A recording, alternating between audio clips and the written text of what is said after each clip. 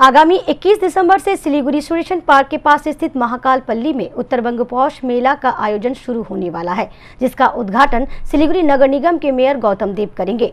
सोमवार को Siliguri journalist club में आयोजित एक पत्रकार सम्मेलन में इसकी जानकारी उत्तर बंग पौष मेला ट्रस्ट ने दिया।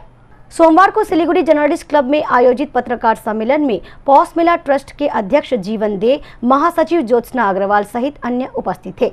आगामी 21 दिसंबर को उद्घाटन के अवसर पर सिलीगुड़ी के कंचनजंगा स्टेडियम परिसर से एक भव्य शोभा यात्रा निकाली जाएगी। पौष मेला 2 जनवरी तक चलेगा। पौष मेला में सरकारी और गैर सरकारी कुल 40 स्टॉल लगाए जाएंगे। यहां पर आयोजित सांस्कृतिक कार्यक्रम में भाग लेने के लिए कलाकार आएंगे। पौष मेला में आने वाले के लिए 10 रुपये टिकट रखा गया है।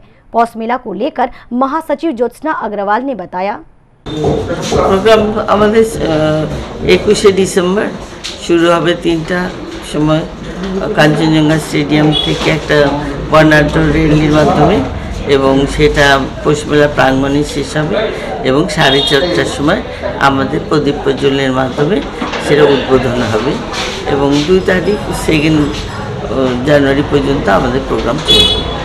20টার মতন স্টল থাকবে। এটা এবার 16তম।